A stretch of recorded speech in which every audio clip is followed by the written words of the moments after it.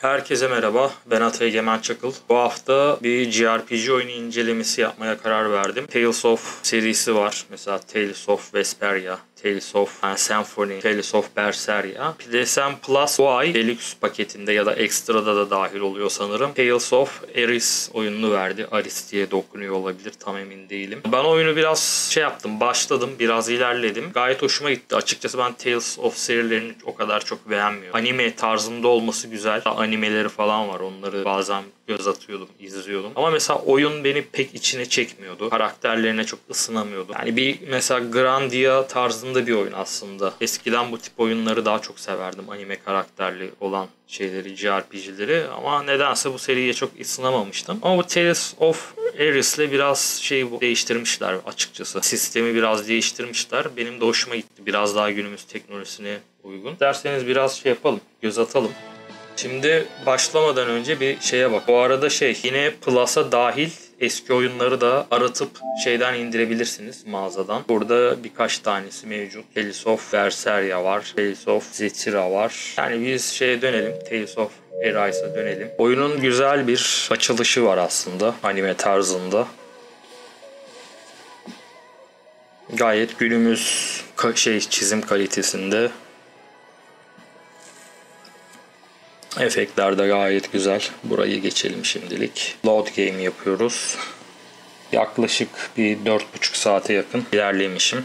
Evet, bu karakterimiz şuradan da görebileceğiniz üzere. Item bölümünde oyun içinde kullanabileceğimiz itemlar mevcut. Bu itemlerin bazıları mesela kamp alanlarında yemek yapmak için. Bazıları savaş içinde kullanılabilen şeyler. Mesela bir CP olayı var bu solda gördüğünüz Recoverills'ın olduğu yerde. Bu mesela dolu olduğu sürece siz mesela bir yerde çok böyle can kaybettiniz. Bunları recovery yaparak karakterinizi biraz daha böyle iyileştirebiliyorsunuz. Artes bölümünde atadığımız teknikler var. Yine havada yapılabilen saldırılar bu şekilde buradan seçebiliyoruz. Diğer karakterlere de skill'ler atayabiliyoruz. Mesela ben bu Shioni karakterini daha çok healer gibi kullandım. Mesela savaş sırasında hasar alınca first aid basıyor bana. Ya da ölürsem resurrection basarak diriltiyor. Bu da yeni gelen partiye başka bir karakter. Equipment kısmında silahlarımızı seçebiliyoruz.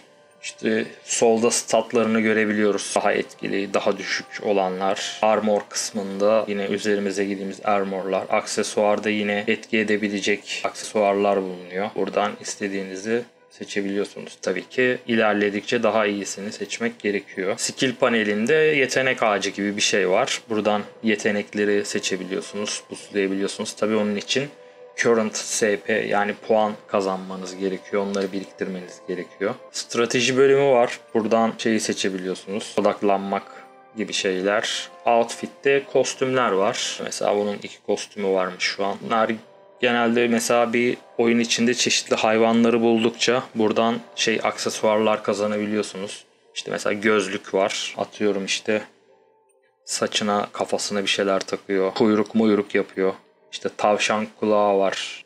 Kedi kulakları falan var. Genelde böyle kadın karakterlere yapmak daha böyle oluyor. Keyifli oluyor o tip aksesuarları. Mesela tam böyle gözlüklü olabilecek bir karakter bu. Mesela buna gözlük verelim. Burada da oyun içindeki bilgileri öğrenebileceğiniz yerler. Harita çok basit. Kullanımı çok basit. Zaten sağ üstte güzel bir harita var. Onun dışında kareye basarak genel olarak haritamızı görebiliyoruz. İlerleyeceğimiz yeri görebiliyoruz. Biraz ilerleyelim. Sinematik girdi.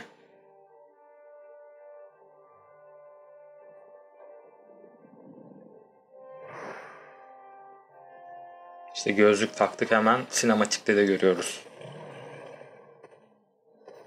Evet, şimdi bir battle başlayacak. Oyun action RPG. Yani sıra tabanlı değil. Allah ne verdiyse dalıyorsunuz yani. Kombolar var. Mesela bir skill'i kullanınca diğer skill'i yapınca farklı bir şey olabiliyor.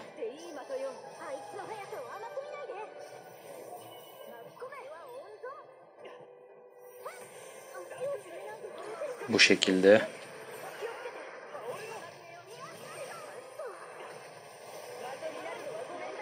Mesela CP harcayan böyle özel teknikler var.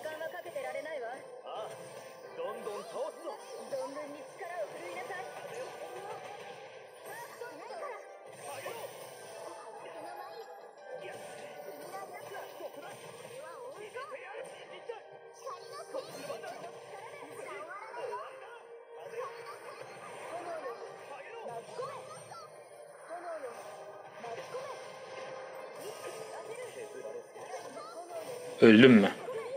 Ölmedim ama neredeyse ölecektim. Bak healer olduğu için bana heal bastı. Bu arada sol altta gördüğünüz şey var. Yön tuşları yandığı zaman özel teknikler kullanılabiliyor yine.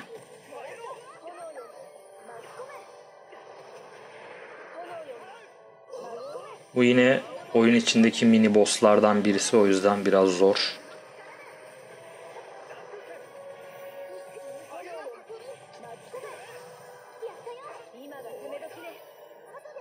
Şu an şey oldu.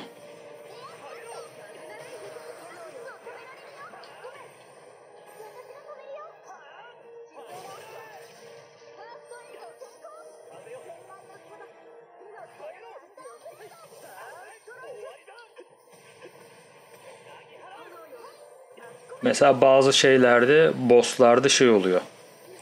Zayıf noktalar var. Onlara vurunca indirmek daha kolay oluyor. Mesela şey yaptım. Ortak combo yaptım.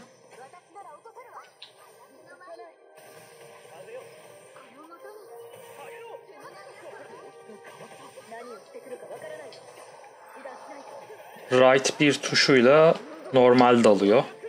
Right 2 ile kaçıyoruz bu şekilde.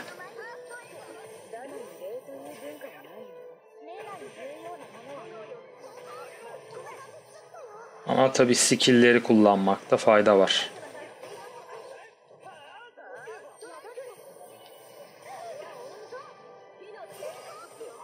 Oh, çok pis koydu.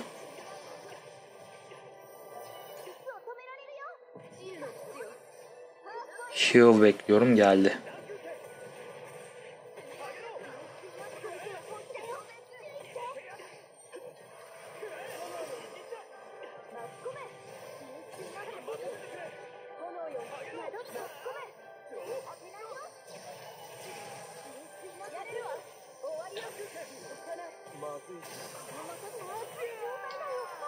Öldüm. Resurrection. Ya Resurrection atmasını bekleyeceğiz ya da bu şuradan şey kullanacağız. Canlandırmak için Life Bottle kullanacağız. Hemen de canlanıyorsunuz. Çok zor değil. Ama yine çok pis koydu.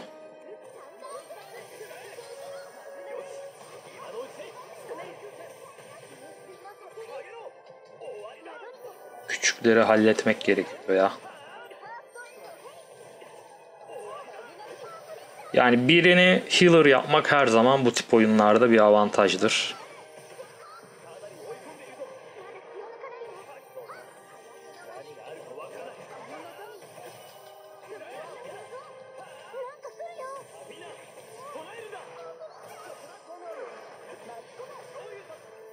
Bayağı zor bir boss aslında.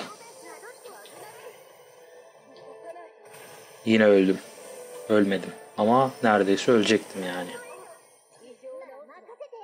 Healer'ı bekliyorum. Ama basmadılar. O zaman Apple Gel kullanalım.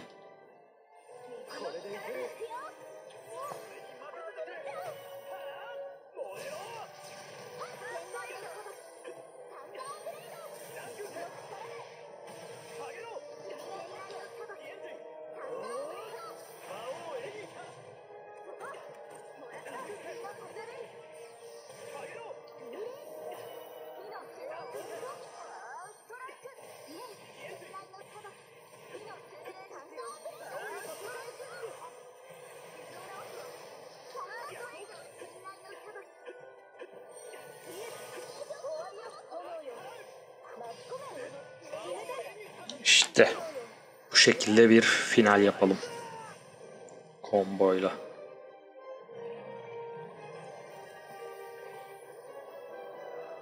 Bu oyunun normal modu. Hiç zorluk çekmiyorsunuz.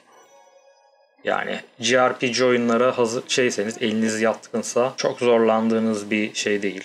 Savaş mekaniği yok. Yani siz bu equipment'ları takip ettiğiniz sürece, bu arada yani bazı satıcılar var. Onlardan item satın alabiliyorsunuz veya işte bu mining, madencilik yapabiliyorsunuz. İşte elma, armut, meyve, hayvan kemiği falan o tip şeyler topladığınız için craft yapabiliyorsunuz. Yani silahlarınızı güçlendirebiliyorsunuz ya da yeni silah, aksesuar, zırh yapabiliyorsunuz. Tabi bunlar bazen sandıklardan da çıkıyor. Craft işini seviyorsanız ama o şekilde de yapabilirsiniz. Yani JRPG olarak bayağı götürebilecek bir oyun. Ben bayağı keyif alarak şu ana kadar oynadım. Hikayesi de çok tatlı yani. Daha bu biraz spoiler gibi oldu. Çünkü bizim asıl karakterimiz başta full bir demir maskeyle görünüyor. Bu Iron Mask zaten. Yani adını Alfen değil de Iron Mask olarak biliyoruz başta. Zaten gördüğünüz gibi yüzünün sol tarafında bir demir var. O tam yüzünü kaplıyordu. Bir savaş sırasında çatladı ve asıl kimliği, saçları falan ortaya çıktı. Yani oyun aslında bu iki karakter üzerine kurulu. Diğerleri partiye girip çıkan yardımcı karakterler. Dediğim gibi haftaya Final Fantasy VII Rebirth çıkacak. O zamana kadar ben bunu bitirmeyi düşünüyorum. Plus'ın verdiği bence en iyi oyunlardan birisi. Özellikle JRPG, RPG seviyorsanız bu oyunu kaçırmamanızı tavsiye ederim. Başka bir inceleme videosunda görüşmek üzere. Kendinize iyi bakın. Hoşça kalın.